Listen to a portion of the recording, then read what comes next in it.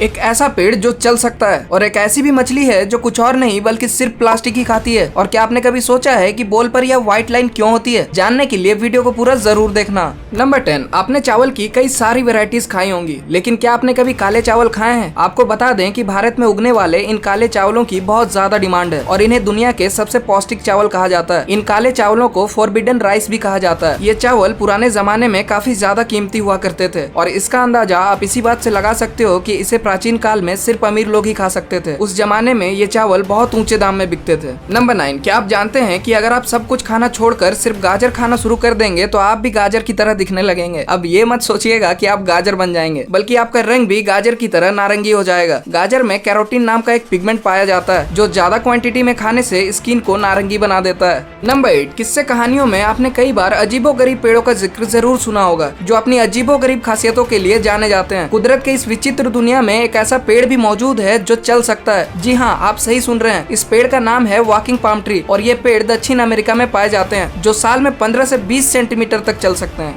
Number 7, आपने अपनी जिंदगी में एक ना एक बार तो पिज्जा जरूर खाया होगा और आप में से कई सारे लोगों को पिज्जा काफी पसंद भी होगा। लेकिन आपको ये जानकर हैरानी होगी कि पिज्जा का सिर्फ एक स्लाइस खाने से आपकी जिंदगी में से 8 मिनट कम हो जाते हैं। जी हाँ, आप बिल्कुल सही सुन रहे हैं। दरअसल कुछ महीने पहले यूनिवर्सिटी ऑफ मिशिगन के एक एक्सपर्ट ने खाने की चीजों को लेकर कैलकुलेशन किया था और इसी में इसका खुलासा किया गया था। नंबर 6, पांडवारा बत्ती नाम का एक ऐसा पौधा है जिसके पत्ते से आप बिना माचिस के आग लगा सकते हो। दरअसल इस पत्ती की नोक पर अगर आप तेल की एक बूंद भी लगा देंगे तो इसमें आग लग जाएगी और इसे महाभारत में पांडवों ने अपने वनवास के दौरान चिमनी की मसाल के रूप में इस्तेमाल करने के लिए रखा था और ये पौधा भारत और श्रीलंका में केवल पश्चिमी घाट में ही पाया जाता है। नंबर 5, एक ऐसी मछली जो खा जाती है समुद्र का सारा प्लास्टिक। जी हाँ, आपने सही सुना, पर यह मछली नेचुरल नहीं है बल्कि इसे बनाया गया है। दरअसल चीन के सिचुआन यूनिवर्सिटी के वैज्ञानिकों ने एक ऐसा खास रोबोटिक मछली बनाई है जो माइक्रो प्लास्टिक खाती है। यानी एक दिन ऐसा आएगा जब समुद्र में यह मछलियां गोते लगाकर माइक्रो प्लास्टिक के प्रदूषण को खत्म कर देगी। और इसकी खास बात यह भी है कि अगर ये मछली आपके सामने भी आ जाए तो भी आप इसे नहीं पहचान सकते, क्योंकि यह मछली छूने में एकदम असली मछली जैसी महसूस होती है।